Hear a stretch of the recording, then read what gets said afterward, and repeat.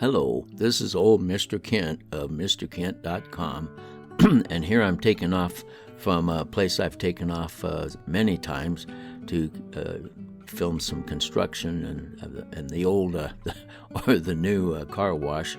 Anyway, that's an abandoned pecan orchard, and I lived just on the other side of the wall from that for several years here before we moved out to my son's place. Anyway, they're building a huge shopping center. The green is going to be torn up to become the shopping center, and we're just going to take a look at the part that they're working on right now. And then way beyond that, on the other side of that school, there's another construction site we'll take a look at near the end, up there at the top, and it's they're building little tiny houses to rent out, little cottages, so kind of like apartments. So anyway, I wanted to tell you a story about one of the homeless people that I ran into in my life. I used to go to a church, went there for a few years. The preacher was a biker, and he'd been a one percenter in the past. And so we had a bunch of guys that were bikers that went to that church. And so once a month on Friday nights, we'd go down in Spokane, Washington. We'd go down to the House of Charity, and the homeless people would come in there, and we'd feed them sandwiches and hot dogs, and or it depends on what we had that night. Give them some warm clothing, and let them know somebody cared about them. Walk around the room, talking to them, ask them if we could pray for them. And this one night, we were down there, and our biker guys and the pastor were there. We were all walking around talking to people and visiting with them, and there was this one guy that came in, and he was over by the door, and he didn't come in very far, and he was leaning against the wall. He was big, huge guy, ugly face. He was a black guy, and he just had an ugly face and just snarled at everybody that looked at him, and he was scary. He had chains around his neck, and had no willingness to smile or anything. Just a mean-looking guy. But nobody was talking to him, and I thought, I wonder where the pastor is, so, because the pastor's a biker, and this guy looked like a biker. So anyway, I just said, okay, I'll go visit with him.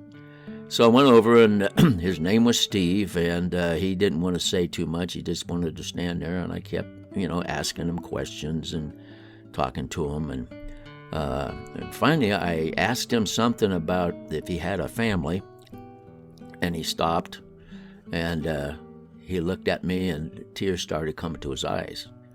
And so I asked him, tell me more. And so what it was he was separated from his wife, and he was just brokenhearted because he was missing his little girls. I guess they weren't very old, preschool.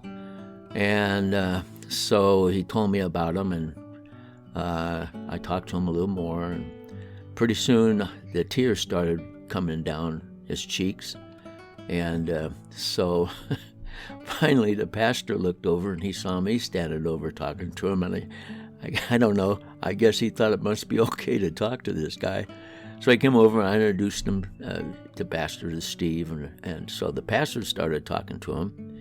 And it wasn't long until he had bowed his head and put his trust in Jesus, and so then the pastor was talking to him. Well, so anyway, it changed him. He smiled. He was smiling, and he came to our church a couple of times, which was down in the same area. It was on Skid Row, and that's the best place to have a church for homeless people. And so he came to our church a couple of times, and then we saw him a couple of times going down to the House of Charity and visited with him, and his whole attitude was changed.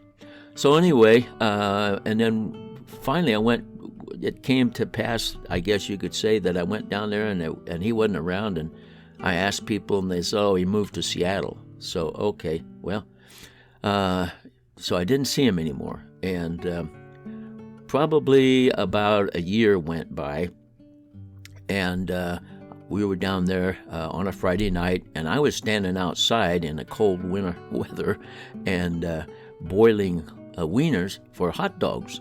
And I was about, I was next to the exit door so I could get in with the hot, or they could come out and get the hot dogs, the wieners, put them in the hot dogs. So I'm standing out there and shivering and cold, and all of a sudden the door opens, kind of rapidly, kind of swings open, and out comes Steve, the big guy. He comes around the corner. Oh, these are the little houses. They're so close together. I don't know.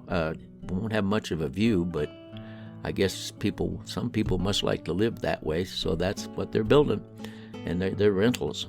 Anyway, he busts out the door and comes around the corner, and there he is. He and I look at each other.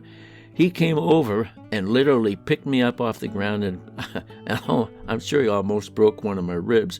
Swung me back and forth and thanked me, and he was back in town, and I don't know, I saw him that one time, and then I didn't see him anymore, so I don't know what was going on, but his whole life, his whole attitude was changed, his life was changed, and it was an amazing thing, just because somebody cared, and somebody took time, and made a big difference. And that's probably the most loved story that I have about working with homeless people. The reason I'm telling this story is because, as you'll see as we come around here pretty soon, when I came into that pecan orchard, I wondered how come there was a golf cart, a shopping cart sitting out, and somebody moved a Walmart shopping cart in there for no reason. And I didn't pay any attention to it, but there's piles of brush all over in that, as you'll see as we come into land. And so somebody had set up a little camping spot. I think they probably had a tent, and then they covered it with brush. And that was where a homeless person was living. And now this is the orchard, and you can see the piles of brush that are around. And I'm going to put an arrow pointing to the one where he has the lawn chair out there, has a sleeping bag hanging over the lawn chair. There it is. And when I rode in, I didn't see it, but when I rode out, then I noticed it. So the whole time I'm flying my drone, I'm probably about 50, 75, 100 feet away. I'm standing underneath that big tree. I'll come around here. I got a red flag on my bike, and at this point in time, I didn't know that I was not too far from a homeless person. And I didn't want to go check it out, because if you're alone, you don't want to go check out a homeless person.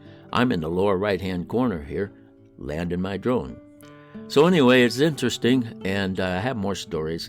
Thank you for watching my channel and my videos, and God bless.